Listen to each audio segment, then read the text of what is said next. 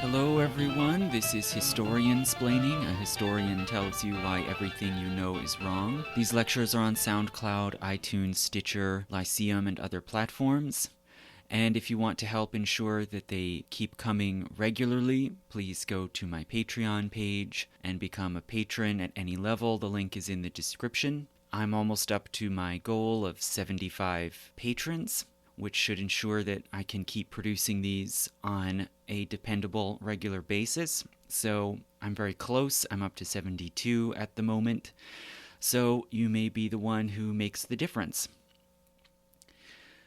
You may remember a few months ago, also known as one geologic era ago, I posted a lecture about the Dark Age, the beginning of the medieval era as the Roman world broke down and adapted. It was based a lot on current scholarship that draws from archaeology and linguistics and all kinds of new fields that haven't been integrated into our narrative of history until recent years. And I said that I would only address certain things, what happened on the European continent in places that had been Roman territory, and that I was not going to talk about the Byzantine Empire or the Islamic world. I would just stick to that early period on the landmass known as Europe. And another element that I left out, that I only mentioned but said I would not examine yet, was Britain, this largest island connected to the European continent, which was an extremely complicated and mysterious place in this era after the end of Roman rule. It's extremely rich, as I said, mysterious. It's the time period in Britain the Arthur legends come from, and I'm hoping that later down the road I'll produce a patron-only Myth of the Month about the Arthur legends, so if you want to hear that, again, please become a patron. But what set Britain apart, or Britannia, or Britannia, as the Romans sometimes called this province on the outer edge of their domains? What was distinctive about it, and how did that shape the complicated events in the Dark Age in Britain? Well, Britain is a particularly specially protected landmass. It is, of course, an island, but even more so than other islands, it is protected by weather. It's very risky and difficult to cross either the North Sea or even the English Channel, where it's narrow. And this has, through the millennia, has really defended Britain from all kinds of invasions that affected the rest of Europe. You can think of Napoleon, the Nazis, and others. And this applied, at least to a great degree, even in the ancient and medieval world. Then even if one does cross the water and reach Britain by sea, its geography is very complicated. There are many different terrains. In general, by and large, the eastern and southern parts of the island are flatter, are more easily traversable. There are more landing points, although there are not necessarily many safe harbors. There are flat landing points. And hence the southern and eastern parts of Britain more often are the first targets of migrants or invaders. Then, as one moves northward and westward across the island, it becomes more rugged, and hence, even when people such as the Romans do successfully invade and conquer large portions of Britain, they have the hardest time exerting control over those more rugged western and northern zones of the country. And that is where you're likely to see more holdouts and survivals of pre-existing societies that are able to evade conquest or domination. So inevitably you end up with a very complex, layered, and variegated world in Britain, with different groups, different classes, and different regional zones that might be alien to one another, or that might blend and intercombine over time. And this is something I think you see right from this Dark Age period all the way on up to Britain today. Britain is also a particularly wet climate. it's obviously surrounded by water. It's an island. But it even, particularly on the western side, has warm water coasts from the North Atlantic drift that generate a lot of moisture. It's a very rainy, misty, foggy country. And this really marks all aspects of the geography and of the lives of people who live there. There is very close access to water basically everywhere in Britain. You can't get very far from the seacoast. There is no large interior zone. You're always somewhere reasonably close to the seashore. And there are also very abundant rivers, streams, lakes, and springs. And hence there's abundant access and contact with water. And when you look at the settlements, the centers of population, trade, power in Britain, they are always connected to some important body of water. Now, one might ask, of course, if Britain is such a difficult country to access, then why has it not simply been left alone? If we start, say, with the Romans, why were the Romans interested in Britain rather than Scandinavia or some part of the Middle East or the steppes? Why did people keep going back to Britain, and why did they have interest in trading or conquering there? And the main answer is tin. Tin is of great value, especially in societies that rely a lot on bronze. It is the main strengthening material of bronze. And Britain has the best tin deposits, the most accessible tin deposits in Europe. Not only that, but they happen to be found in the southwestern corner of the country, around what we now call Cornwall and Devon. Those are areas where tin mining happened from back in the prehistoric Bronze Age right on up through into recorded history and on up until the last tin mine was closed in 1998. So it's something that has run all through millennia of life in Britain.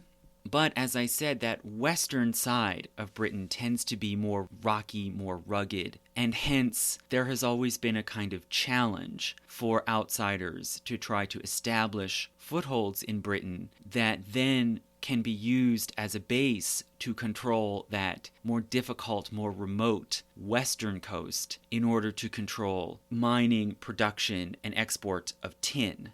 So in this way, Britain, although it is more isolated in all sorts of ways, it has always been repeatedly drawn into power politics, trade, migration. It has never just enjoyed its splendid isolation like, say, Iceland.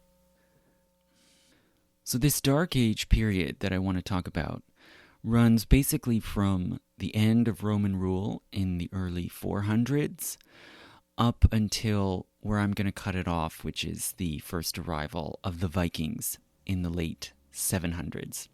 So it's about 350 years. It's roughly similar to the period of time I talked about in my Back to the Dark Age lecture back in February. But as I said, it's very complicated and multi-layered. And in order to get a good picture of what we know or what we can guess, what we can suppose about Britain in the Dark Age, we have to first look at the Roman Age, about which we have a bit more information and material to draw from. And that really, laid the foundation and the template for the society that would try to survive and adapt after the Romans pulled out.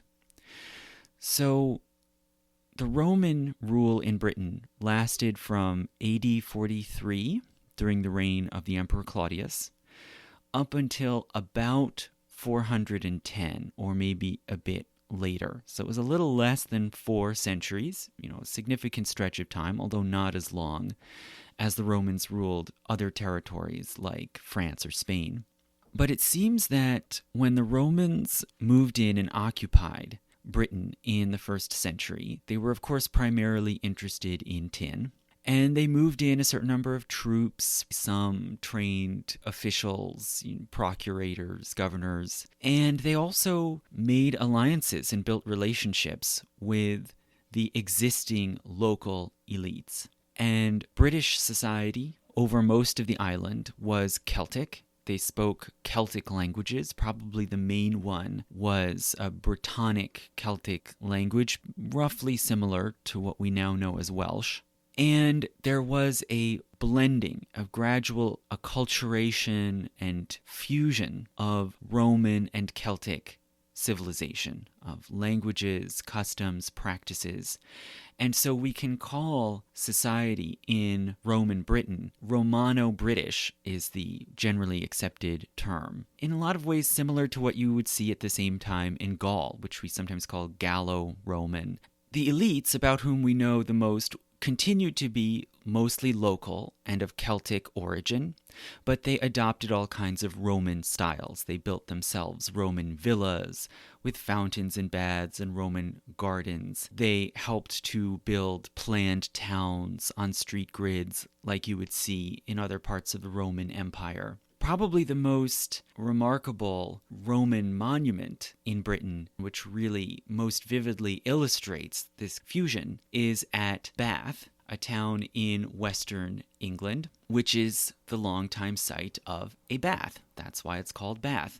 So in Bath, there are hot springs that produce water very rich with iron, and so it can be healing or healthful for certain ailments that cause iron deficiencies. And these iron springs have been a long-time place of travel and pilgrimage. And we can see that going back into the prehistoric centuries, people went there and made offerings, small objects, jewels, pieces of art. And when the Romans occupied Britain, they used Bath as the site for a military town, which was a very common Roman practice on their outer provinces. They would find places to resettle military veterans and give them a reward for their service and also build up Roman influence and civilization in the outer provinces. So it was a way to kind of kill two birds with one stone. And they did this at Bath, and at Bath they built a very large complex of baths, more or less on the Roman template with different hot and cold rooms. And they also built complexes of temples around it to make offerings to spirits and deities associated with the springs. And the main temple was dedicated to a goddess that apparently they called Sulis Minerva. So they were combining together a Celtic deity associated with the spring, Sulis, with the Roman goddess of wisdom, Minerva. So right there you can see the very core concept of the temple complex involved an intentional, a conscious fusing of Roman and Celtic traditions. And if you visit, you can actually see parts of that temple that have been excavated, and you can see the pediment of the temple. And in that pediment, rather than having a cult figure of the goddess, Minerva, instead you see a striking and complicated sculpted male face of a bearded male face with hair and beard flowing in waves as if underwater. And it's reminiscent of Greco-Roman gods of the sea or the ocean, like Okeanos. We don't know exactly who or what that figure represents, but it shows that there was some sort of awareness of different, maybe local gods and spirits connected to water that the Romans were incorporating and maybe say co-opting into their own monument.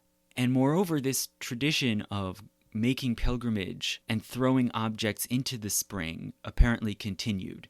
Jewels, figurines, coins, and tokens with wishes or prayers were often dropped into the water. And it seems that this was a continuation of a very ancient European belief that springs were the homes of powerful spirits or deities, and that you could gain some sort of power or success or prosperity by making offerings to them. And of course, it should be obvious that that particular custom has managed to continue down to present day, where people still toss coins into fountains, even if they have no idea of that kind of ancient theological background to the practice. And so, if you look at Bath, the reason it's so revealing is that you see this almost seamless melding of practices, ideas, customs in a distinctive Roman province. You don't see a segregated colonial society. It is nothing like a modern colonial city where you would see, say, like a Kasbah in a North African city where French or European civilization lives, and then the local population is kept out in an utterly different and distinct exterior world. That's not apparently how Roman provinces worked. And in Britain, this process was especially dramatic because Britain was so far from Rome itself.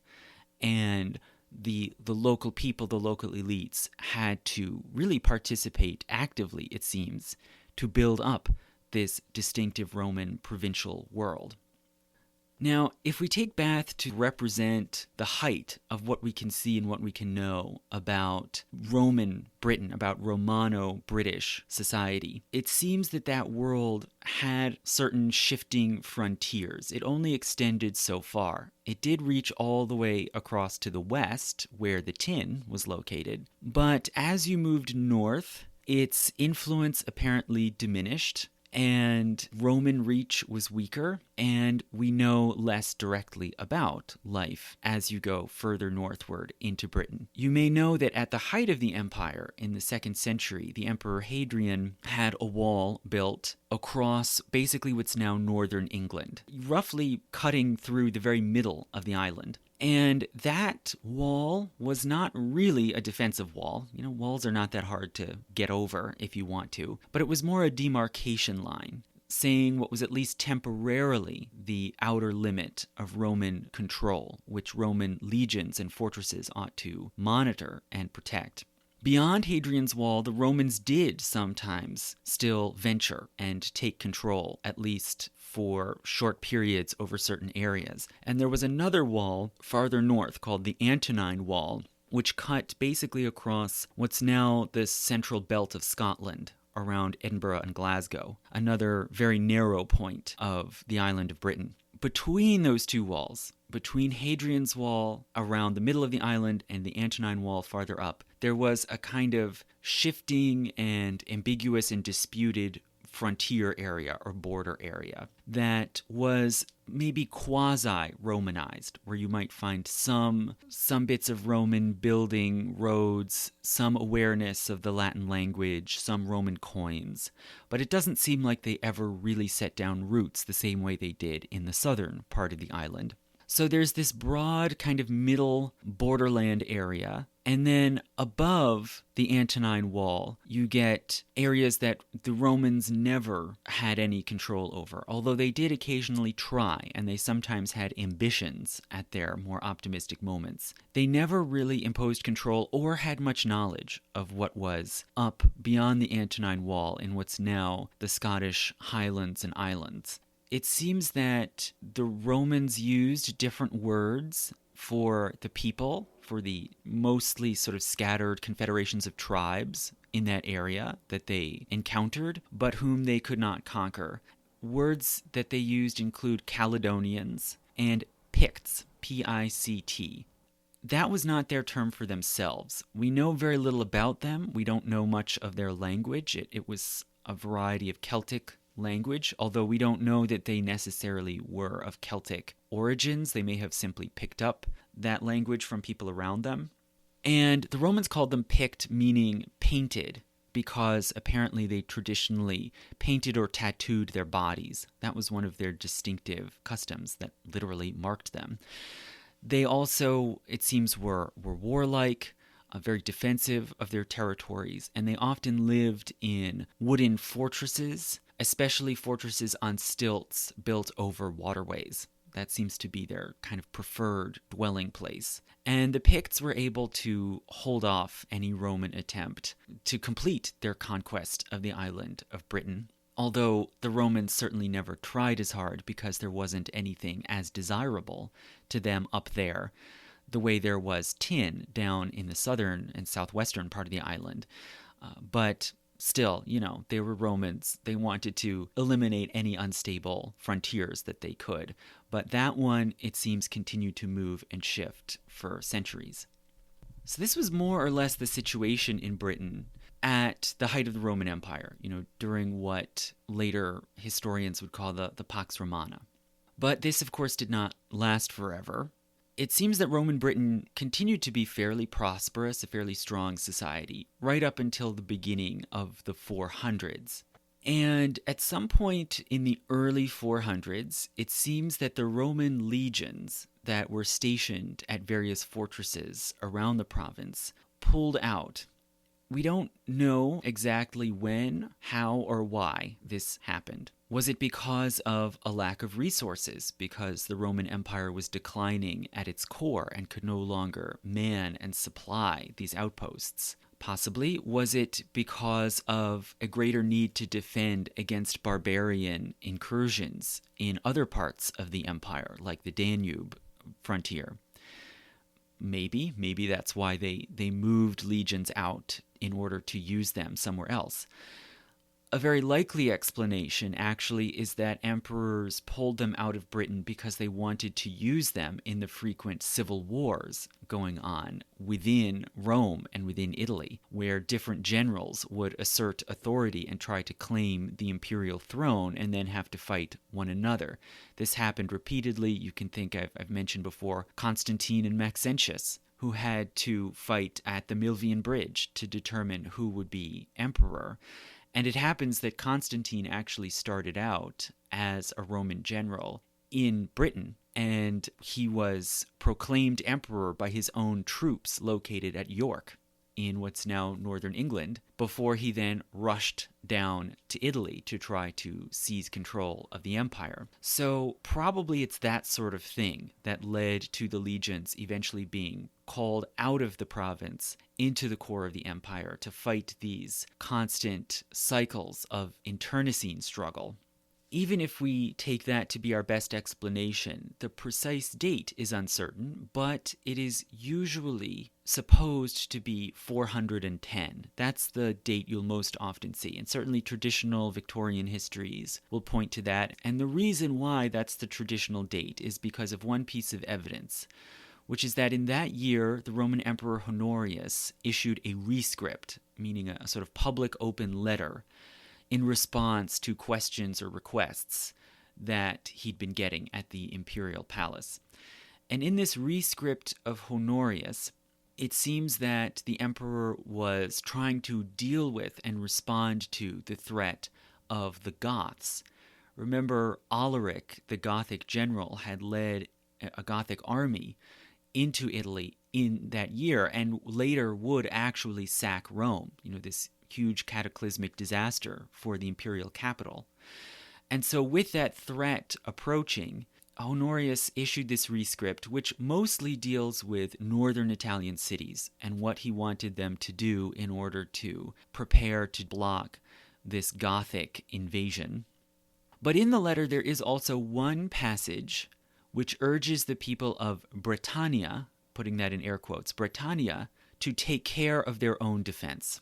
Basically to raise their own men and money to defend themselves. So this can be taken basically as a warning. You're not going to get military help from Rome. You have to take care of yourselves. Now, for many years, it's traditionally been supposed that this passage refers to Britain. Britannia is almost exactly the same as Britannia, just one vowel sound off. And so it's been supposed that this is an explanation that as the Goths were threatening the core province of Italy, the home province, the emperors pulled the troops out of Britain and basically left them to their own devices. But that's not necessarily completely agreed upon today. There are some scholars who argue that that doesn't make sense. Why would this reference to Britannia be sort of thrown in to this document that's all about Italy? And so some argue that the passage is actually talking about Brutia, which is the name for a small cluster of towns in southern Italy, in what's now Calabria, at the southern tip of Italy. And that he's basically saying, we have to worry about this big threat in the north, so you guys way down in the south, you're on your own. We're not worrying about you. And possibly this passage led to a spelling error, a mistranslation, where people later mistook it to be referring to Britain. Putting that objection aside, if we suppose that this does refer to Britain, even then, it may have just been a sort of ordinary temporary measure. This may have been a kind of routine message saying, yeah, we're dealing with problems down here on the continent. You guys out there in Britain, you're all taken care of. We're not sending any big expeditionary force to deal with you because you're not having problems. And as I said before, Britain is unusually naturally protected. So it only makes sense that they would not be the focus at a time like this. But what this illustrates is that there were serious problems. There were conflicts, there was breakdown happening in the core of the empire. And Britain was strangely, at this time, not part of it.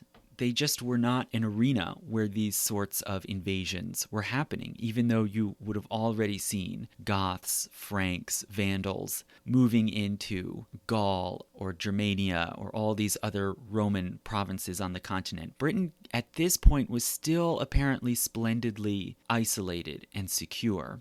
And now they simply would have to think about how could they continue their society and continue enjoying the things that they enjoyed and protect them and maintain them as their connection to Rome was severed and as Rome became more and more dysfunctional and ineffective. So if we suppose that the legions did finally withdraw, and it's generally thought from archaeology and other references in surviving documents, it's thought that somewhere between 410 and 430, the existing Roman legions did leave. The period after that is what we call, originally historians called sub-Roman. Sort of saying, well, it's Roman-like, but it's not quite as nice or quite as good.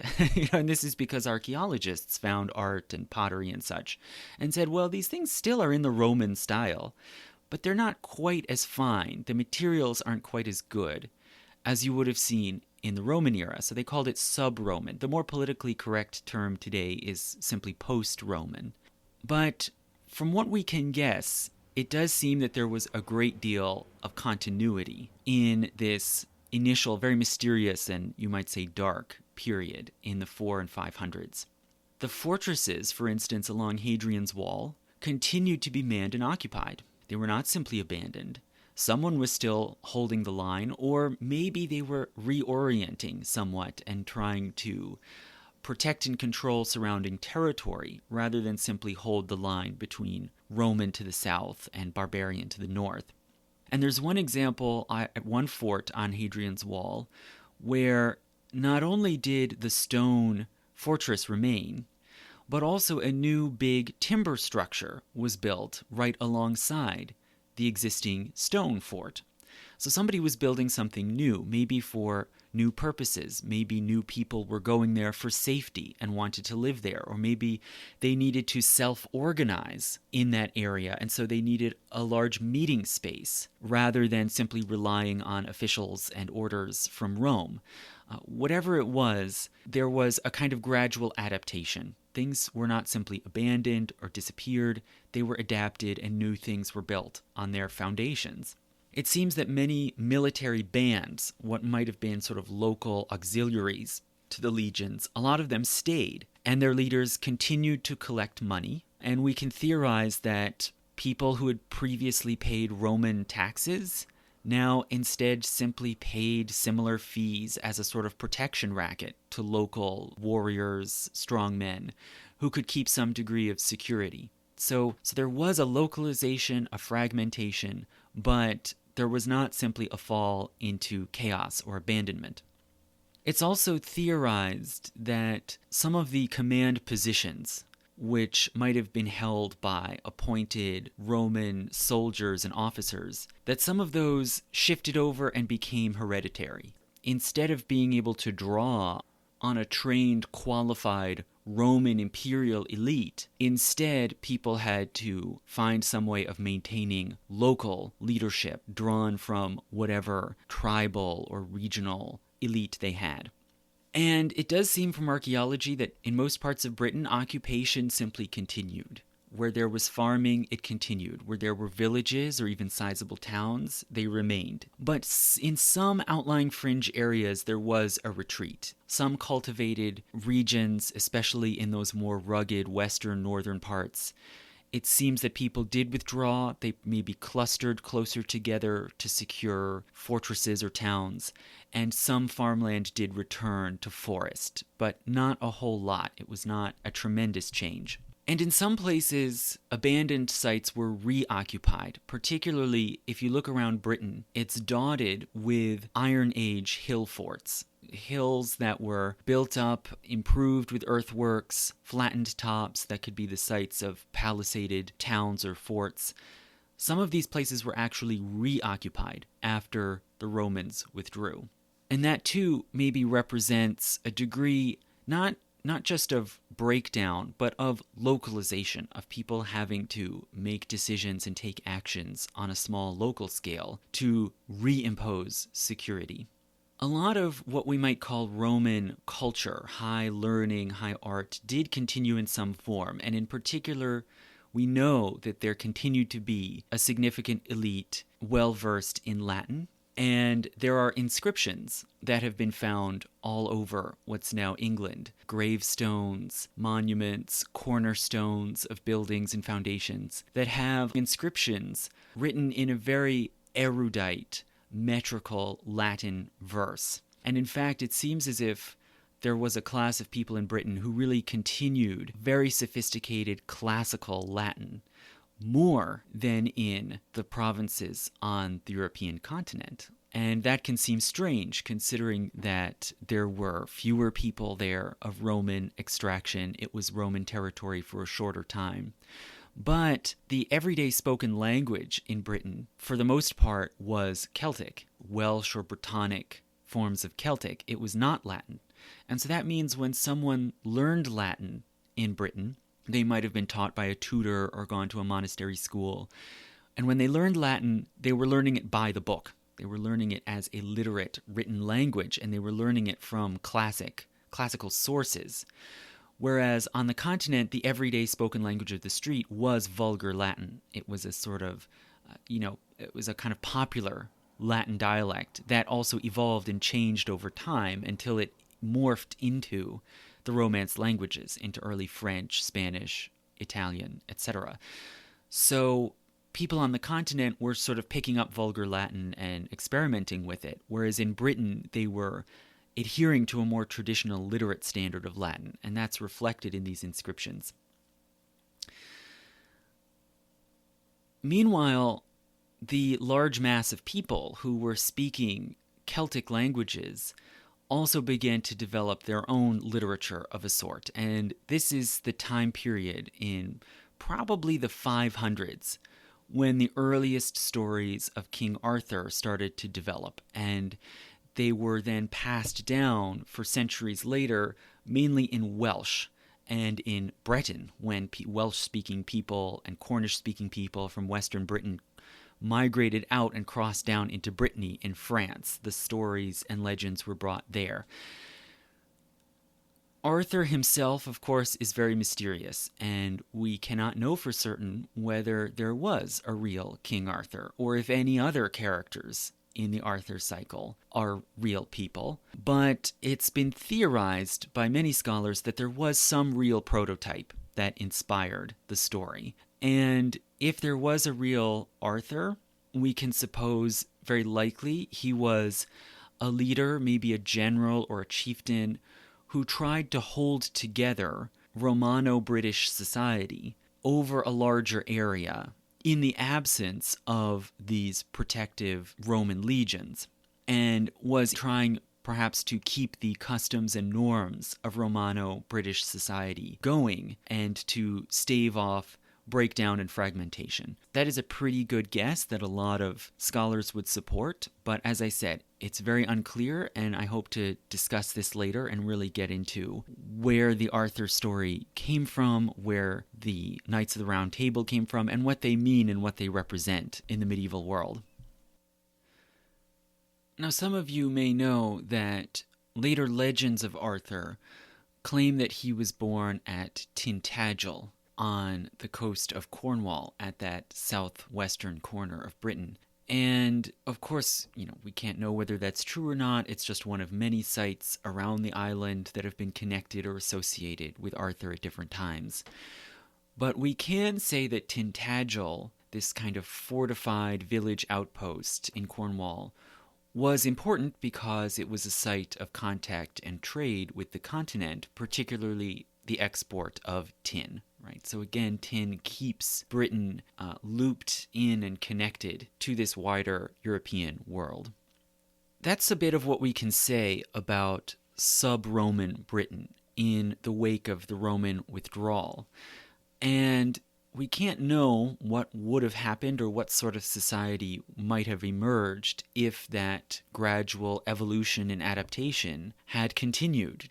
But it was suddenly changed and reoriented, you could say, with another arrival, and that is of the Anglo-Saxons. So this is how this world of Britain, Romano-British society, eventually started to change into what we now call England.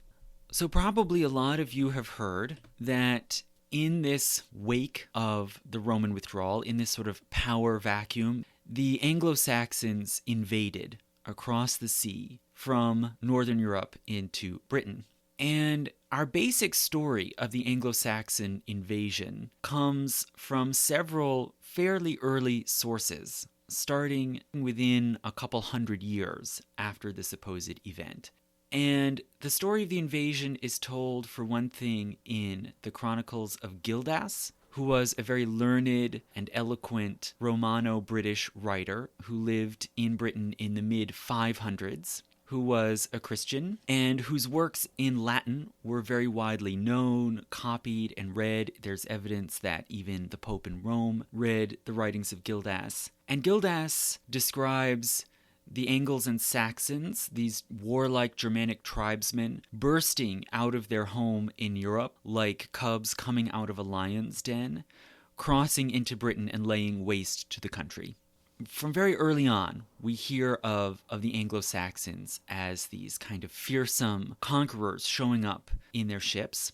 A later chronicler named Bede, who was a monk and was of himself Anglo-Saxon ancestry, he also wrote his ecclesiastical history of the English people in probably the late 600s, maybe around the year 700.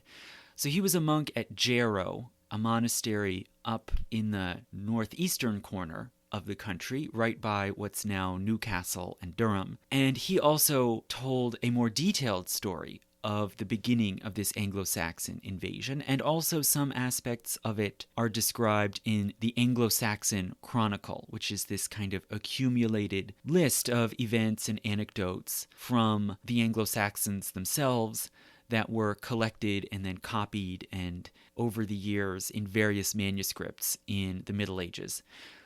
So Gildas, Bede, and the Anglo-Saxon Chronicle all tell us certain basic things about the sudden arrival of the Anglo-Saxons.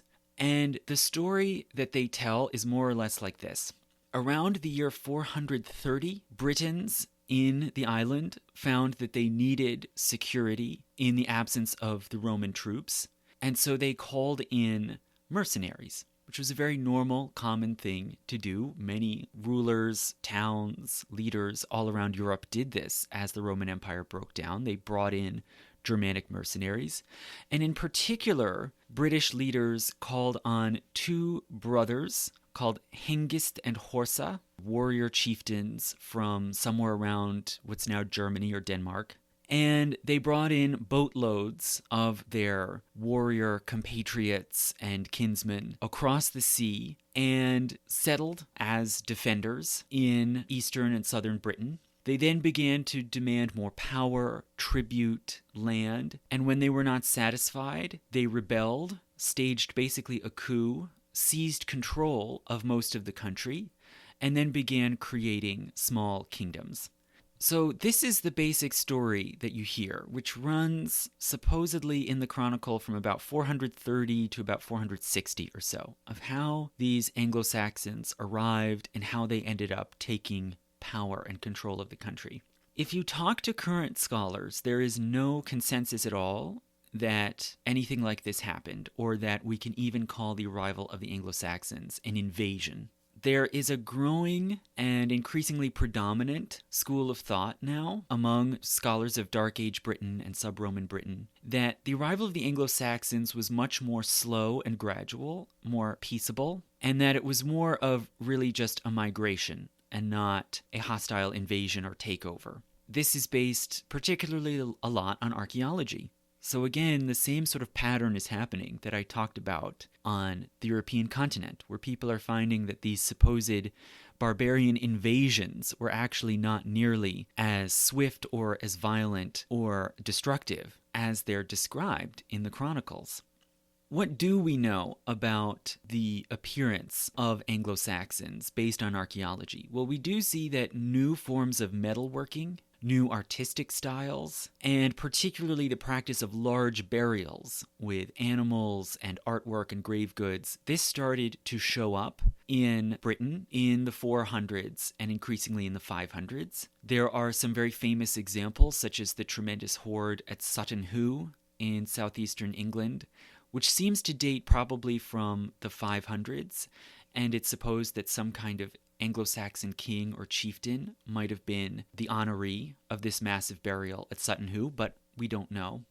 It does seem as if the people who practiced these burials were warlike, or at least embraced and celebrated symbols of war power, like horses, weapons, and boats. And at Sutton Hoo, in fact, some of the greatest items were actually buried in an entire intact boat, much like you would see the Vikings do in Scandinavia. However, archaeologists caution that this does not necessarily mean that there was a hostile invasion or takeover. There is no evidence of battles. There is no evidence of mass graves. There is no evidence of towns destroyed, burned, buried. It's just not there. And the appearance of these new styles and practices appear to have been very gradual, almost as if people were developing them and adopting them in time, not as if they suddenly appeared with a massive invasion of new people from across the sea. And genetics have been used in this debate, but it's very ambiguous and dicey exactly what you can draw from genetics. When one recovers genetic material from the people buried in these new ritual burials, it seems as if they were mostly more related to Celtic people, Welsh or Irish people, than they are to Germanic peoples like Germans or Scandinavians. And this suggests that maybe the people who adopted this practice were simply local elites who were imitating styles or ideas that were coming from migrants moving across the sea. They were not the invaders themselves, at least not all the time.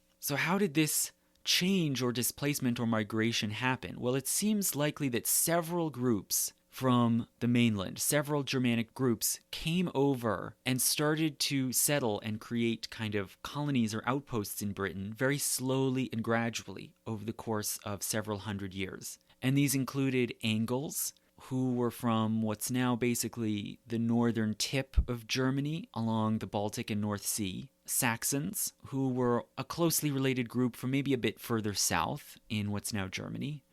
Jutes, who are a very mysterious and obscure group, probably mostly from what's now Denmark. And also Frisians, another group that we don't hear about as much, but that's increasingly becoming part of the conversation, who were tribes from outlying islands of what's now the Netherlands. And they're very important, and I'll mention later why they're coming into the picture. So all of these tribes, Anglo-Saxons, Jutes, Frisians, it seems made their way over, probably in small fits and starts over many years. And it may have actually begun during the Roman era. This may not have been a wave that started after the Roman withdrawal. It might have already been going on. And in fact, if you look at Roman ruins and remains in Britain, one thing you'll find is a long string of fortresses along the southeastern coast of England, on that most vulnerable, kind of flat, low-lying coastline closest to Europe. They built a string of fortresses, and there are documents that show that sometimes the Romans referred to this stretch of coast as the Saxon coast. And traditionally, a lot of scholars thought, well, they called it the Saxon coast because sometimes Saxon raiders or pirates would come over and attack, and they built these fortresses to defend against them, and that's why they call it the Saxon coast. But obviously, that's highly unusual for someone to name a place after some alien population that threatens it or occasionally raids it. And rather, more currently, scholars are thinking that it was called the Saxon Coast because there were Saxons living there. That's the much more common, normal human habit, to call a place after the people who live there. So there may have already been Saxons on the coast of Roman Britain who in some way managed trade and travel back and forth to the continent. And these fortresses were designed more as trading posts to protect goods as they were moved in this traffic. And probably this gradual migration and intermixing of Germanic tribes into Roman Britain then continued or maybe accelerated after the Romans withdrew. And then also, if we look at the language, one of the reasons why this notion of a massive, overpowering Anglo-Saxon conquest has survived is because we know that in later centuries, most of Britain began speaking a Germanic language, and that this displaced and replaced the Celtic languages. And if you look at a map today, of course, you see this overwhelming dominance of English, the name of which comes from the Angles, and only small remaining pockets of Welsh in the west, Scottish Gaelic in the north, and so on. And so that can reinforce this idea that there was a massive invasion and that the Anglo-Saxons either seized all the territory or imposed their rule over it. But in fact, linguists now tend to think there was more of a gradual replacement, that people slowly moved from one language to another, and that the new language that people took up was actually more Frisian than Anglo-Saxon. Even if most of the people who came into Britain were Angles and Saxons, the language that took over was actually much closer to Frisian, and Frisian is still spoken on those outlying islands of the Netherlands. You can still hear it today, and it is the most closely related language to English. It's almost understandable to English speakers, and it has the most common vocabulary and phraseology. None of these chroniclers ever said, "Oh my God, we were invaded by a mass of Frisians." The Frisians are just mentioned occasionally in passing as among these groups and tribes. And so the transition to the new language probably it did not happen because someone subjugated the country by force and said you're not allowed to speak Welsh or Brittonic. Rather, it was an acculturation and adaptation. For whatever reason, it was an easy language to learn. It was easy to use to communicate between groups, and so it took over, little by little, in a gradual and peaceable way. And moreover, as some linguists have pointed out, the previous existing Celtic languages didn't just disappear. They were not wiped out, but rather there are aspects of Celtic syntax, like the use of connecting verbs, using do when you ask a question, like do you go to the store instead of go you to the store. There are these idiosyncrasies in the English language that probably carried over from the Celtic languages, and that would have happened because little by little over time, people who knew the Celtic languages also learned Anglo-Saxon, and they brought some of their habits over into the new language. So there's a melding and hybridity even in the development of English. There are all these reasons to suppose that this was not simply a matter of bloodthirsty barbarians showing up, whacking all these poor, defenseless Romano-Britons and imposing a new domination. It was something much more complicated and that involved very little warfare, or maybe only occasional warfare. And when it did break out, it was probably just as much among fellow Germanic tribes or among fellow Celto-Romans as much as it was between the two sides. It was not a matter of one sort of race or nation displacing another. Now, regardless of all that, if we put this whole question of the so-called supposed invasion aside, what we do know is that gradually in the 500s and 600s, a series of somewhat unified, somewhat stable kingdoms did emerge, each with its own ruling elite and each with its own capital. And so this period, after about 600 or so, is sometimes called the heptarchy. That's the sort of fancy Latinate word, just meaning rule of seven. It was not ruled by seven guys, it was seven kingdoms that occupied basically more or less what's now England and up northward into the borderlands beyond Hadrian's Wall into what's now Scotland. And these 7 kingdoms comprised 3 Anglo kingdoms to the north, 3 Saxon kingdoms to the south, and 1 Jute kingdom. So the 3 Anglo kingdoms were Northumbria, Mercia, and East Anglia, basically with Northumbria up in the northeast, what's now Yorkshire, and extending up into Scotland, up to basically what's now Edinburgh. Mercia in the interior, and East Anglia on the eastern coast on the North Sea. And then in the south, you had 3 Saxon kingdoms, Essex, Sussex, and Wessex, which simply meant Eastern Saxons, Southern Saxons, and Western Saxons. And then 1 Jute kingdom at Kent, down there in the far southeastern corner. The Jutes, as I said, are probably the most mysterious, the most obscure of them all, but they did manage to get a foothold in that one southeastern part of Britain. So these various kingdoms probably formed bit by bit as people made alliances, joined together into larger cooperative bands in order to achieve security, in order to create a tax base, to be able to build, protect towns. And the people who rose to the top, these sort of chieftains who rose to the top of these groups, eventually came to claim the title of king. And if this is true, if this was the sort of gradual process of migration, adaptation, consolidation that led to these 7 kingdoms, why then has it been so misrepresented, you might ask? Why do our chronicles and early documents not describe it this way at all? Well, there are several reasons probably why this would happen. If we start with Gildas, our sort of first written account of the Anglo-Saxon invasion, Gildas was a Christian. And he was describing the arrival of Anglo-Saxons who overwhelmingly were pagan. And naturally, he looked down on them. He wanted to present them as violent, as intruders and invaders. And the Anglo-Saxon migration is part of why Gildas eventually, it seems, gave up on Britain and migrated down to Brittany on the continent because he saw these Anglo-Saxons who were taking over or who had inordinate power and influence as barbarians. And then from about 100 or so years later, we get the account from Bede in his Ecclesiastical History of the English People. And Bede himself is Anglo-Saxon by extraction, but he also is a Christian and a monk. He was born and raised on the grounds of Jarrow Monastery in the northeast in Northumberland.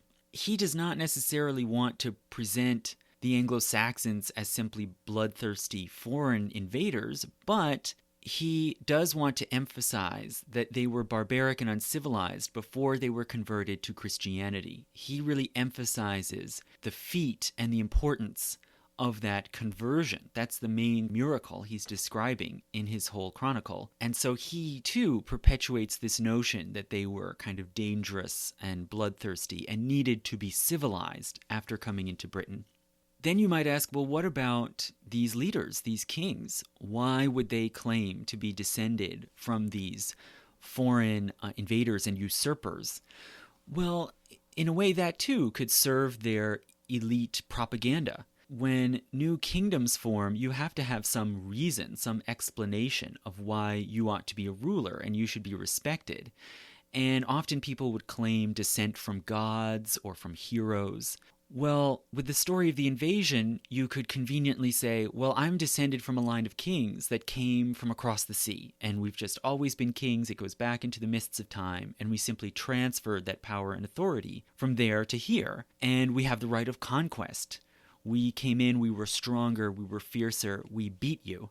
And so a story that could be negative when it's told by a Christian writer or a monk could be seen in a positive if you were a noble lord or a king or a ruler, to say this is why we have this special authority.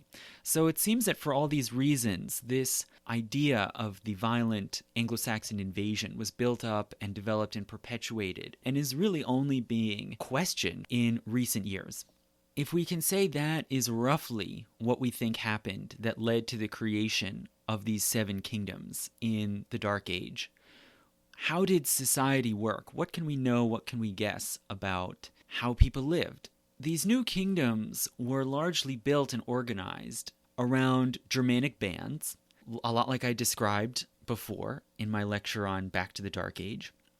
And these bands, their sort of social world centered on a chieftain's great hall, which was usually a big timber structure with a hearth in the center where the leaders of a tribe could meet and also where people could socialize and hold ceremonies, festivities.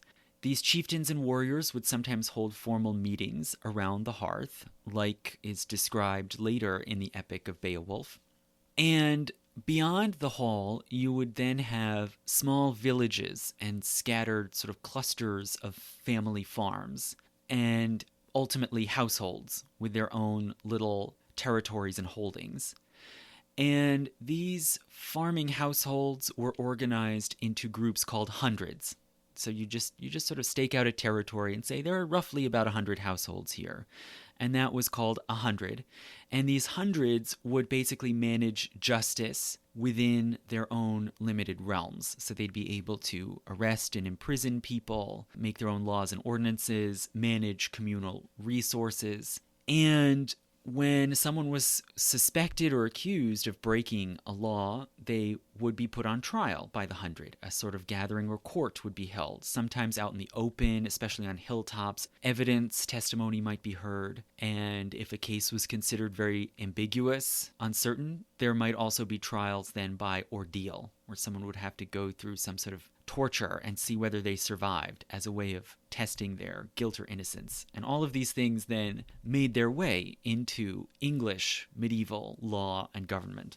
So those are some things we can say about the kind of reorganization of society along Anglo-Saxon lines in this zone of the Seven Kingdoms. What about beyond that, if we go north into that sort of frontier and borderland area? Well, it seems that that area in the north was divided and continued to be divided, and you tended to have Anglo-Saxons, especially Northumbrians, controlling the eastern side, while Celts continued to control the western side. And there was a Celtic-ruled kingdom called Strathclyde, which ran from what's now kind of the southwestern corner of Scotland, just below Glasgow, down along the northwestern coast of England, around what's now Lancashire, and eventually reached down to Wales. And there continued to be small, independent Celtic chiefdoms and confederations in Wales. So you have this large, continuing Celtic-dominated zone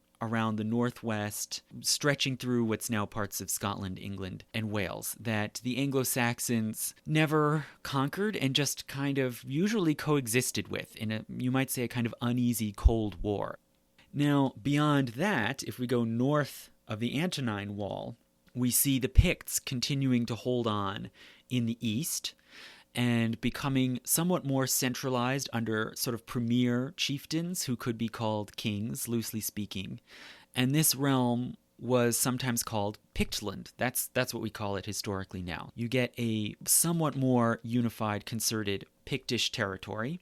But the Picts did not control all of what's now Scotland. As I said, there was Strathclyde, and then above Strathclyde, along the islands and the outer edge, the western edge of the Highlands, that sort of most rugged territory, which can only really be accessed by water. There you get another invasion. So at about the same time that Anglo-Saxons are migrating or invading along the east, in the far northwestern reaches, you get another invasion coming across gradually by sea, and that's of Irish Celts.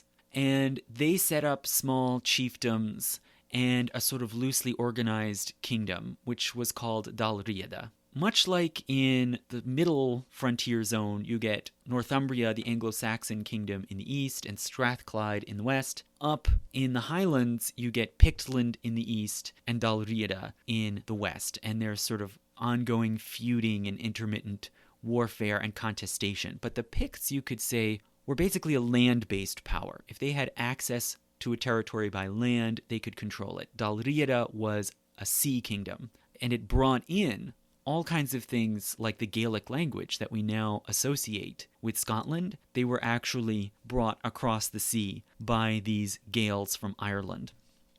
So that gives us just a basic sort of overview of the political map of Britain.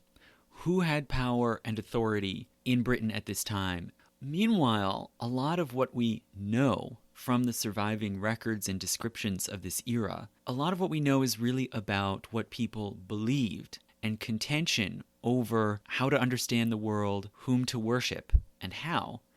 And there was a constant back and forth struggle, not just between Anglo-Saxons and Celts, which has been overly exaggerated. There was a kind of ideological and spiritual struggle between Christianity and other beliefs. So how did this struggle to Christianize Britain go, and who was waging this battle? Well, it seems that in the Roman era, in Roman Britain, Christianity did initially cross in and gain a certain following and foothold. Naturally, for more than 100 years, it was the official religion of the Roman Empire, or an official religion of the empire. So it does seem that Christianity made its way in, and we can find Christian gathering places and pieces of art from Roman Britain. But the Christianity that made its way into Roman Britain included many modes of thought that did not take hold and survive and become popular on the continent. For instance, some Christians in Britain were Gnostic, meaning they subscribed to this whole alternative version of Christianity which centers on knowledge versus ignorance, light versus darkness, and spirit versus body, and which teaches that the body is evil, it was created by a demon, and that the spirit must escape from it. These are teachings that are very much at odds with what we now know as Orthodox, mainstream, Nicene Christianity, and which were gradually suppressed in the Latin-speaking world.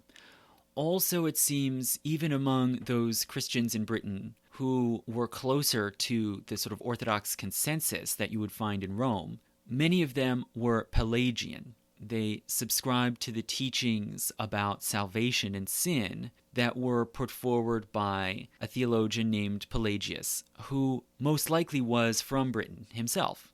His name, Pelagius, probably is a translation of his real given name, which very likely would have been Morgan, a Celtic British name meaning sea-born.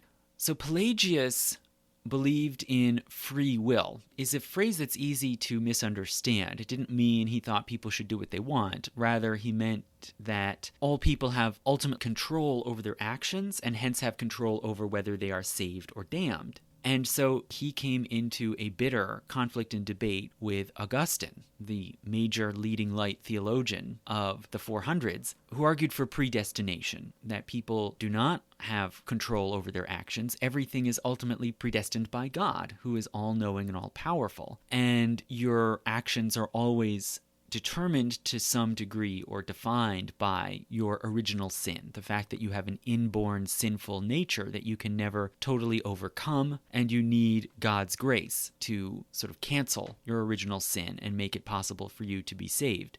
So Pelagius denied all of this. He rejected original sin, and he was perfectionist. He believed that people could choose not to sin, and they could make themselves perfect. He himself lived a very ascetic lifestyle, limiting his food, his clothing, sex, and he argued that everyone really could be saintly. There was no need for God's grace to save you. You had the ability to save yourself.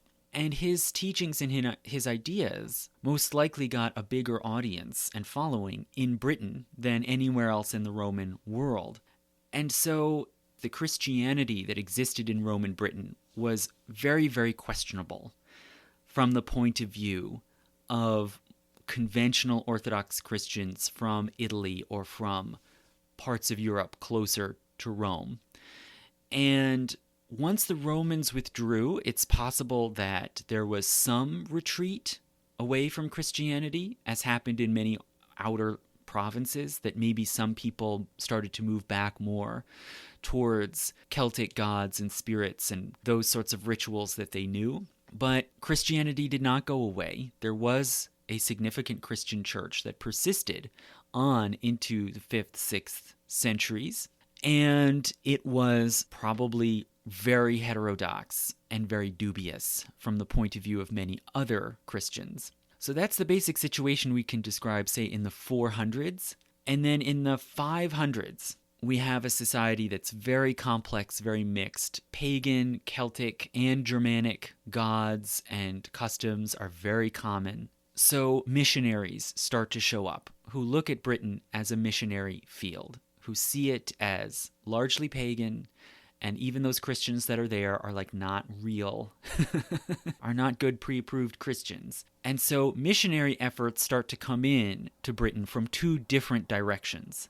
There's first a reintroduction of Christianity in the north, brought in by those Irish Gaelic migrants coming into Dal Riada. And the major leader of this new Irish missionism was Saint Columba, who was Irish-born and who reportedly led a team of 12 monks across the sea and landed and was granted a little island in that coastal kingdom of Dal Riada, an island called Iona. And he founded an abbey there in 563, which he then used as the great headquarters, almost like a second Rome, a headquarters for the spread and promotion of Christianity in Britain.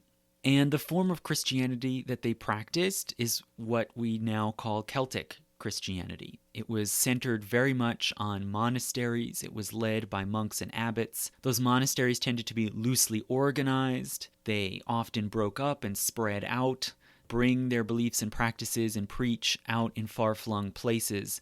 And all sorts of things, dating, ritual, liturgy, were different. Even the tonsure that these monks used, the way they cut their hair to mark themselves out as monks, was totally different from the tonsure of monks back in Italy or France.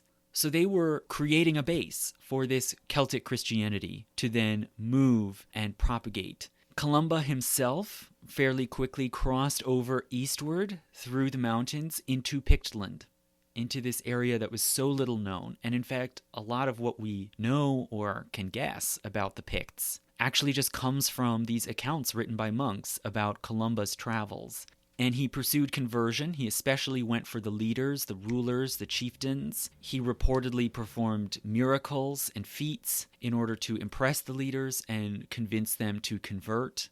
And also at the same time, he paid attention to the very bottom of society. Pictland had many slaves, as many ancient societies did. They had a class of slaves, and a lot of those slaves were Gaels and Celts that had been captured in these conflicts with Dal Riada. And Columba apparently targeted these people and pressured, exhorted slave masters to free these slaves, sometimes sold items to buy freedom for slaves, and in that way gained access to this population of people who knew his language and customs, and whom he could quickly and easily convert and create a sort of army of lower-class Christians. And from these different bases at the top of society among the rulers and among slaves and ex-slaves, he slowly infiltrated and spread Christianity. Iona itself became a great center of art and learning. A lot of the most talented writers, translators, artists, craftsmen gathered at Iona. They eventually probably created what we know as the Book of Kells, the most magnificent, elaborate work of manuscript illumination from the Dark Age. His later successors, abbots, wrote chronicles, histories, works of philosophy, including A Life of Columba, which tells us some of what we know about Columba's life and career. And also a book called On Holy Places, which was the first, you might say, the first surviving travel guide for people who are going abroad, including to the Holy Land, to Jerusalem and Bethlehem, and of the people, the languages, the places. It's some of the earliest, I believe the earliest drawings of several of the Christian churches in Palestine that survive are from this book On Holy Places from Iona. And it constantly sent out missionaries, right, to go out and create more monasteries, more abbeys, sort of colonies from Iona further south and east, across into Pictland, down into Northumbria, Strathclyde. And this Celtic Christianity, little by little, percolated down into Britain. Now, meanwhile, following very soon on the heels, Columba founded Iona's abbey in 563. And then not long after that, in the 590s, other missionaries began to come up into Britain from the south and evangelize northward. So there's sort of a pincer attack coming from two different directions. And probably part of why this happened is that the Pope, Gregory, learned that Celtic Christianity was getting more and more of a foothold in Britain, and he wanted to see what he considered to be correct Latin Christianity make its way in as a counterbalance. So he dispatched in 596 a missionary named Augustine, no relation to Augustine of Hippo, and he landed at Kent in 597 and made contact with the Jute rulers of Kent, and then from there used that as a base to try to spread Latin Christianity up among the Anglo-Saxon kingdoms. And initially he made pretty good progress, but then it got more hairy and difficult as time went on. But basically it seems that by the time Augustine got to Kent in 597, there were already changes starting to happen within Anglo-Saxon pagan beliefs, probably influenced by the Christianity coming down from the north. And it seems that they were becoming more kind of monotheistic almost, or at least monolatrous, and they were starting to worship particularly the god Woden as the single central god. Some apparently were swearing off worship of any other gods, and they were starting to do some things more like Christians, like build temples on plans facing towards an altar, much like a church. The Anglo-Saxon people at this time were still overwhelmingly pagan, but they were maybe being more primed as they became more familiar with Christianity. And when Augustine arrives, he is able to meet with the King of Kent named Ethelbert, and fairly fast he persuades Ethelbert to convert. Apparently his wife was already Christian. She was from the continent, was already Christian. So this is a classic missionary tactic. Go for a leader who already has Christians in their family and can be influenced. And conversion seems to have happened fairly quickly in Kent, centered particularly on the town of Canterbury, which is where Augustine built the first church, and it's still there, this earliest church in southern England. From there, he then ventured northward into Essex and went to the capital of the Kingdom of Essex at London and founded a church at St. Paul's. Of course, his St. Paul's doesn't exist, but there is St. Paul's Cathedral on that site, still there in London. And the Latin Christianity that he was spreading, although it did include abbeys and monasteries, it was not so much centered on them. The main leaders were not abbots. Rather, the leaders were priests and especially bishops. And so he was concerned with building up parish churches and cathedrals with bishops, and hence the biggest, most important cathedrals in England at Canterbury and St. Paul's at London are traced back to Augustine. But his conversion of Essex failed. After the king died, he was replaced by princes who rejected Christianity, and it seems that a lot of people pretty quickly fell back, and so it turned out to be a much more long, difficult back-and-forth struggle to get those Anglo-Saxon kingdoms to convert. Another important site of this struggle turned out also to be Northumbria. So Northumbria, as I said, is this Anglo-Saxon, mainly Angle kingdom in the northeast, and it's on this kind of edge between the Pictic and Celtic world to the north and the Anglo-Saxon world to the south, and they were getting messages and information from both directions about Christianity, and there was increasing curiosity and interest among the leaders of Northumbria about whether it might be worth it to become Christian and hence tap into these growing networks of power and prestige in Christian Britain. And Bede, in his Ecclesiastical History of the English People, talks about a discussion that supposedly happened in Northumbria under King Edwin in the year 627. And this passage is probably the most famous, most striking passage from all of Bede's writings. He describes the leading nobles coming together in the king's hall, as you would do in an Anglo-Saxon society, right? Coming together in the royal hall and having a meeting and a discussion and a debate. And supposedly one of the leading nobles stood up and said, quote, "The present life of man upon earth, O king, seems to me in comparison with that time which is unknown to us, like the swift flight of a sparrow through the mead hall, where you sit at supper in winter, with your ealdormen and thanes, while the fire blazes in the midst, and the hall is warmed, but the wintry storms of rain or snow are raging abroad. The sparrow, flying in at one door and immediately out at another, whilst he is within, is safe from the wintry tempest. But after a short space of fair weather, he immediately vanishes out of your sight, passing from winter to winter again. So this life of man appears for a little while, but of what is to follow or what went before, we know nothing at all. And this nobleman then concludes by saying, if Christianity can tell us something, if it can illuminate something about where we came from before birth or where we are going after death, then it is worth it to embrace it. It seems, if this story is true, it seems that this speaker who gave this very vivid, memorable speech didn't win the debate because conversion did not happen yet in Northumbria. Or if he did, the decision didn't stick. The conversion did not stick for some time. But it does seem that this interest in the life beyond, what is the afterlife, drew people and spread curiosity about Christianity.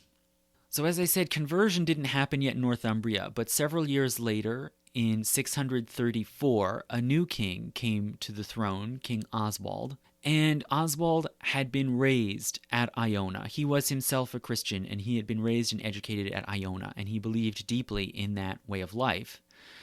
And he then tried to Christianize the kingdom, and he brought in an abbot named Aidan from Ireland to try to build up a church in Northumbria. But Aidan met consistent, heavy opposition. It was a real political and social battle. His main accomplishment was that he created another abbey at Lindisfarne on an island called Holy Island, an island sort of on a tidal inlet. And he remained there, and he also pursued slave emancipation, getting contact with slaves and gaining them freedom by one means or another, and then using them as converts to build up this new church. So in Northumbria, we can see again and even more clearly Christianity making its way to the top of society, the ruling elites, and the bottom, the enslaved or formerly enslaved class. And then it seems that little by little percolated through the middle of society by preaching, by propaganda, by the creation of art and buildings, and it had certain appeals. The ceremonies marking events,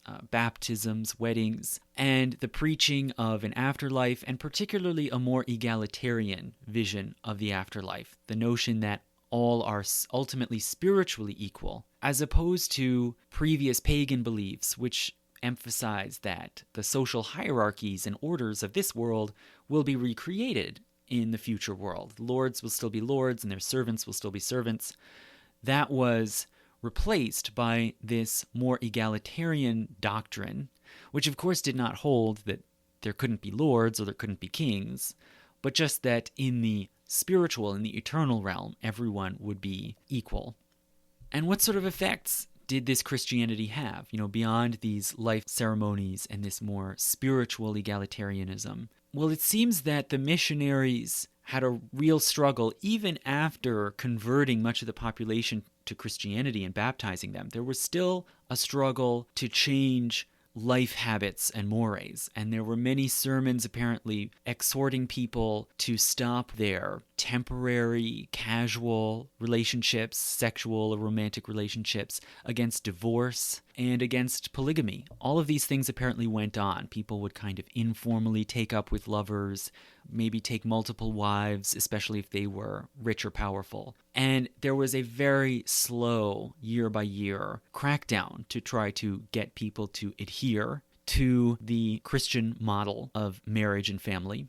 Christianity also helped give rise to much more literacy, and writing became more and more commonly used. A later King Wilfrid of York in the late 600s created the first written law codes in Britain, and began the habit of creating written charters and deeds and wills and these sorts of documents to consistently lay out and avoid disputes about these legal relationships, where previously this all would have been worked out orally Wilfrid of York himself had been educated at Lindisfarne. Much as his forebears had been educated and raised at Iona, he was a product of Lindisfarne, and he had also traveled to Rome and the continent and was probably multilingual. And this move towards literacy was supported by a new growing literate elite, which was mainly clergy, monks and priests, but also others. Landholders, nobles could also become literate. But there was a problem. Wilfrid of York, as I mentioned, had been to Rome, and he was very well versed in Latin, and he saw himself as part of this larger Latin Christian world. And he got caught in the middle of a kind of Cold War between two different churches and two different forms of Christianity led by two different forms of monasticism, the Celtic and the Latin or Roman. And these collided right in his kingdom in what's now northern England. And there was this ongoing contest for power and influence between the different monasteries, the different priests.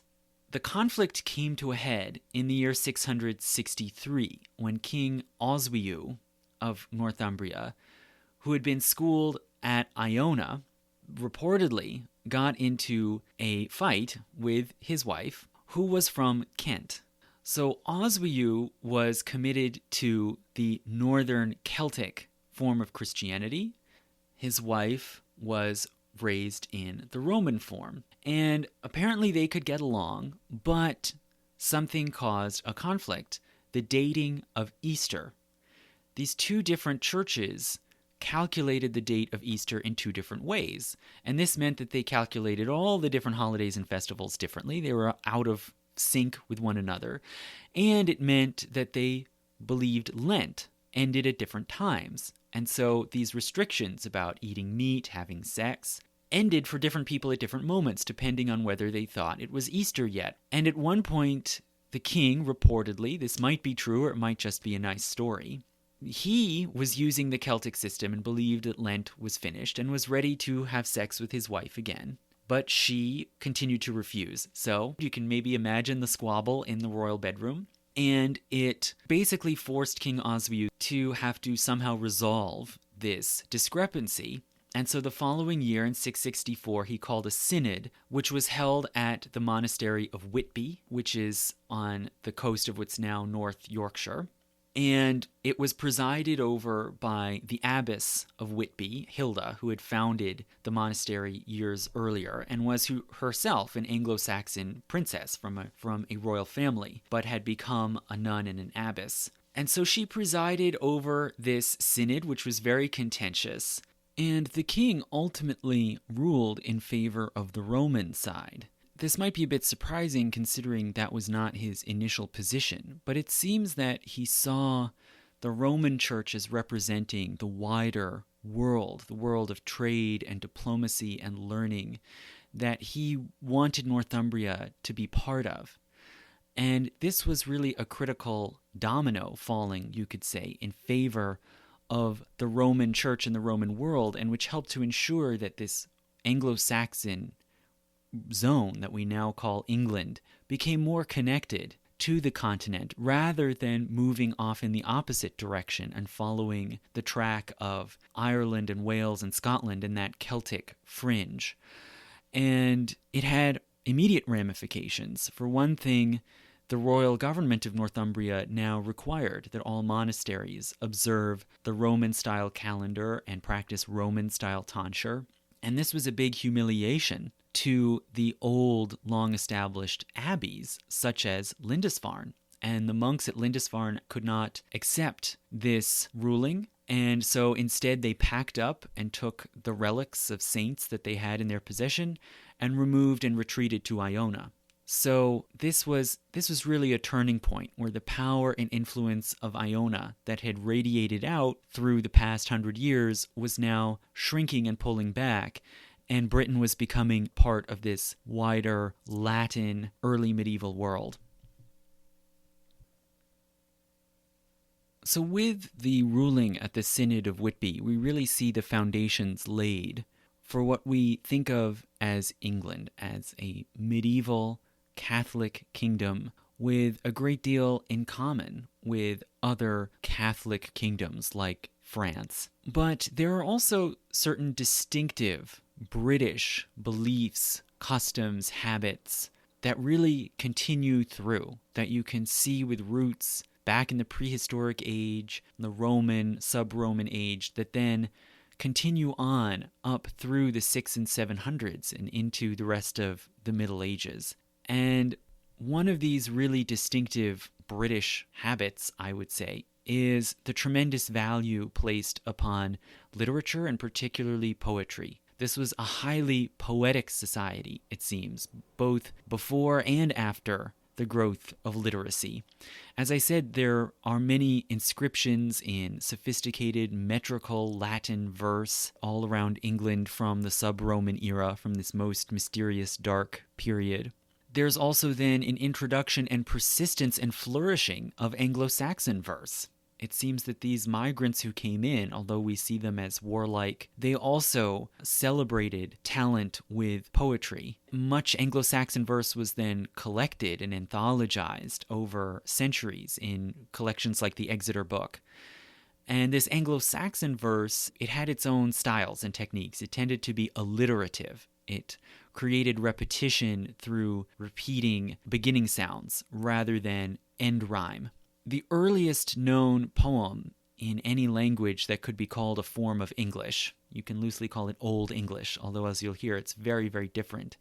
The oldest surviving poem is Caedmon's Hymn, which seems to have been written in the mid-600s at the monastery of Whitby, that same important monastery presided over by Hilda, which held the Synod. This monastery had land holdings, like most monasteries did, and on that land there was a shepherd called Caedmon. And his story is told briefly in Bede's Ecclesiastical Chronicle. And he says that Caedmon was a shepherd at Whitby who would often join and be present at gatherings of monks when they would drink and sing. And this apparently was a common practice. People would pass around a harp, other instruments, and they would sing songs they knew or improvised. But these songs, unlike Latin hymns that you would hear in the chapel, these songs were mainly in Anglo-Saxon, this Germanic language that we can roughly call early English, the ancestor of English.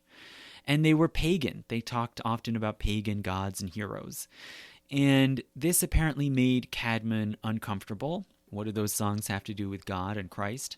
He also reportedly was uncomfortable because he believed he couldn't sing. He had no talent with words or music. So he would always withdraw before the harp got to him, before it was his turn.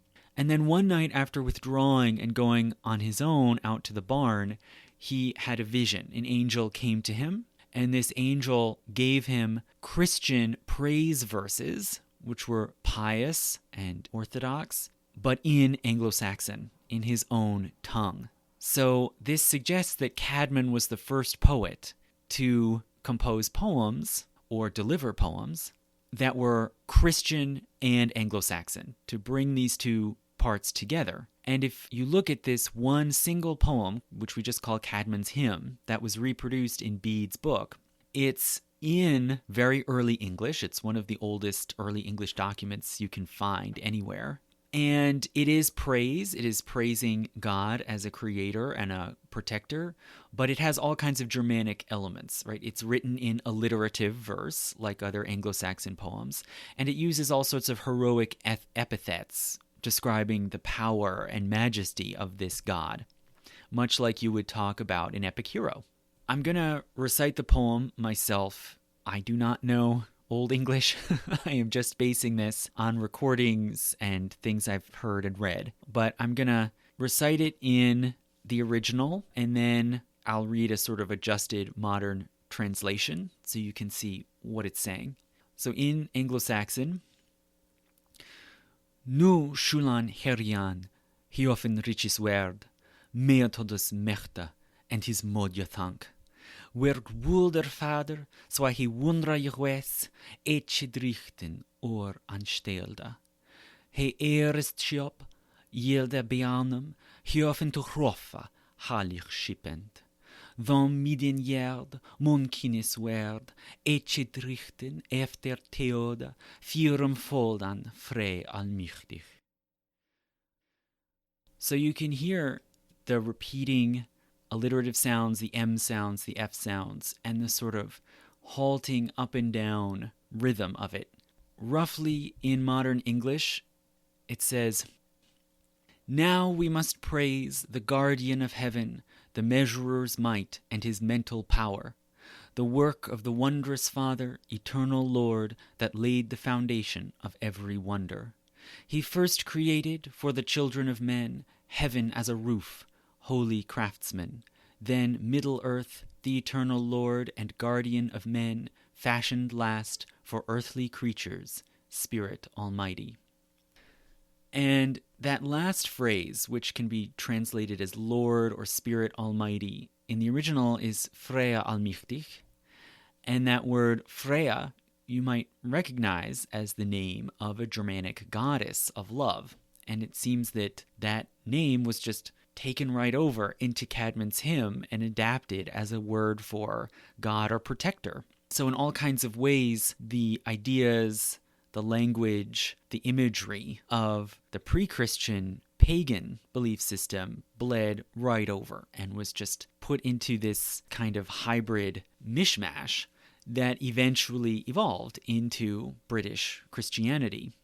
Another famous surviving poem from a bit later, from probably the mid-700s, is called The Dream of the Rood, and that's Rood, R-O-O-D, which can mean beam or pole, and also apparently was used to refer to the cross by these early Anglo-Saxon Christians. And the Dream of the Rood survives in later manuscripts from the Middle Ages, but we know that it must be from no later than the 8th century, both because of the language and because pieces of it, fragments of it, are found on the Ruthwell Cross, which is a monumental carved stone cross erected at Ruthwell in what's now Scotland, but was then Northumbria. And Celtic peoples for many centuries made stone monuments with images and carvings, and it seems that they just carried that over too, right into their version of Christianity, erecting these crosses. And the Ruthwell cross in particular has elaborate, detailed biblical scenes and also verses and prayers, including parts of the Dream of the Rood carved in runes on it. And the poem describes a dream. So the speaker is speaking of his or her dream in which the cross comes to life and speaks to them and tells the story of the crucifixion from the point of view of the cross itself, which is an interesting trick. And the poetic style, again, also is alliterative, with repeating beginning sounds rather than end rhyming. And in the poem, the cross recalls being a tree initially, and then being felled and stripped down and fashioned into a crucifix, then being assembled and erected on the hill of Golgotha for evil, sinister purposes. And then the cross describes seeing a young man approaching, and that little passage in modern English says, "The young warrior stripped himself then, that was God Almighty, strong and firm of purpose. He climbed up onto the high gallows, magnificent in the sight of many. Then he wished to redeem mankind. I quaked when the warrior embraced me, yet I dared not bow to the ground, collapse to earthly regions, but I had to stand there firm." So the cross is describing here the agony of having to be the instrument of this man's death, of God's death, at the same time as the excitement of being in contact with Christ. The poem describes Jesus like a mighty warrior who is not forced down and nailed to the cross, but who willingly climbs up as a kind of act of battle to defeat enemies and protect and redeem his followers. And this is very reminiscent, of course, of the Germanic warrior lord, the heroic lord who dies to protect his subjects. And later on, the poem actually describes the Christian followers as his warriors, almost like his tribal war band, like you would find in the Germanic forests. And also the idea of a tree coming to life and speaking. It's vaguely animistic. and it recalls sacred trees in Germanic mythology, like Yggdrasil, the world tree.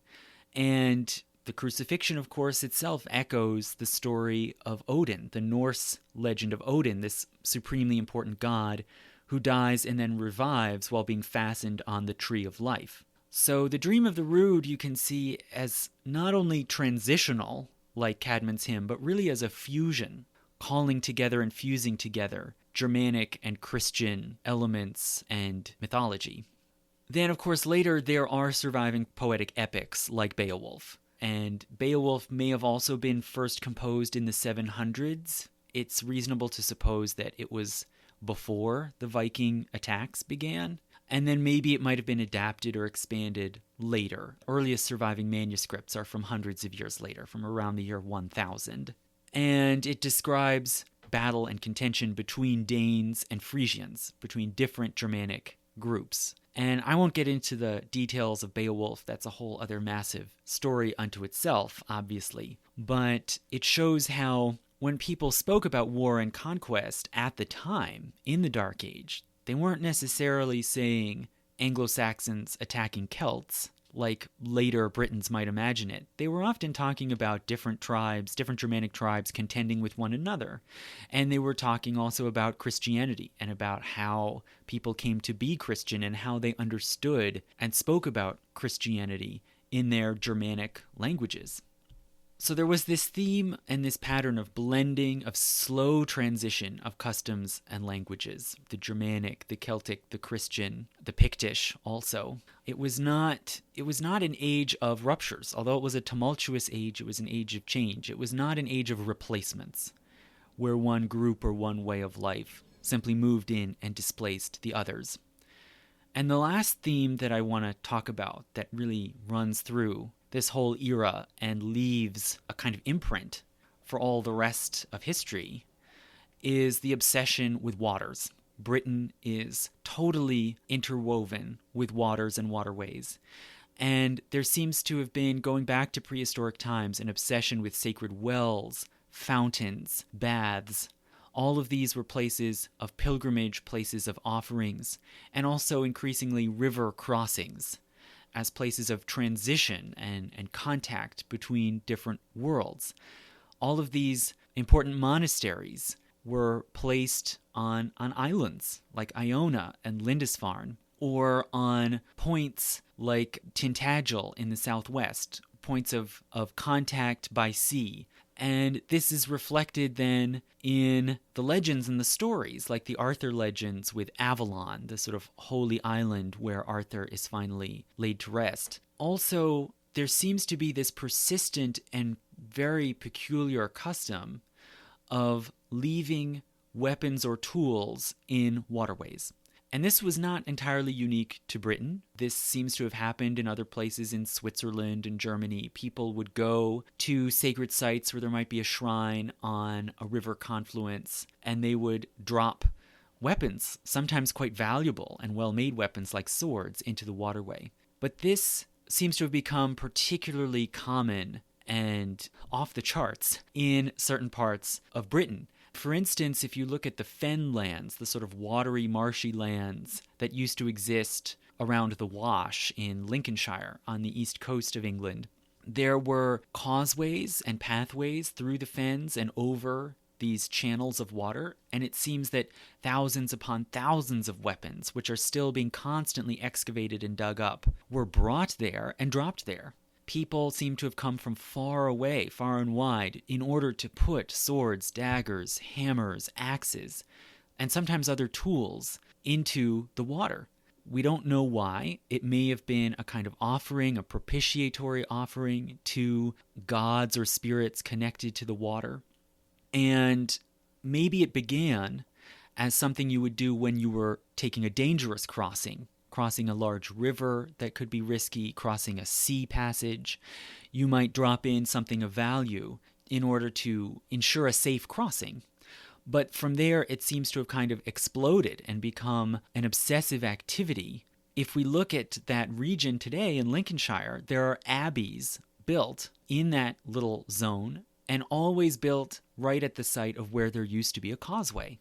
So these crossings seem to have been holy places that then took over a Christian identity, and these abbeys maybe served or hosted these streams of pilgrims that were constantly coming and leaving objects in the water, right from the Roman and sub-Roman age through the Middle Ages up to as late as the 14th century. It seems this practice continued. And again, we can't know exactly why or what it meant to the people who did it, but we can guess something from the fact that there seems to be a reflection of this practice, again, in the Arthur legends, in the story of the Lady of the Lake, where Arthur gains his authority, his kingship, from the sword Excalibur, given to him by the Lady of the Lake, some sort of spirit or goddess in the lake. And later, when he falls from power, he returns Excalibur to the lake.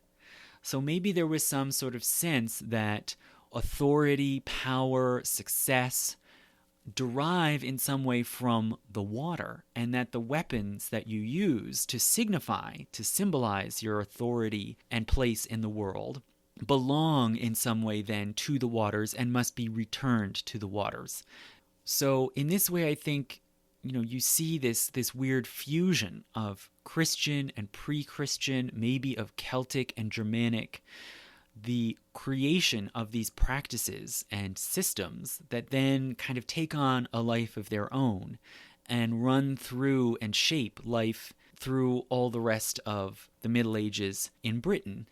And this gives us, I guess, a little picture of how medieval life was starting to come together in the 7th, 8th centuries, which then would be drastically tested and would come under dramatic attack when the Vikings started to show up. So I'm going to leave off there, and I hope that soon I'll produce an examination specifically of the Arthur legends, and then maybe I'll go on through medieval Britain after the arrival of the Vikings. And there are other topics, of course, on the docket too. Some people have mentioned a history of policing, which is very much on people's minds, of course, at the moment. And maybe if I have time, I'll be able to work on those. But again, if you want to hear those, please become a patron, get me up to my goal number of 75, and they will come out in a timely fashion. So thank you so much.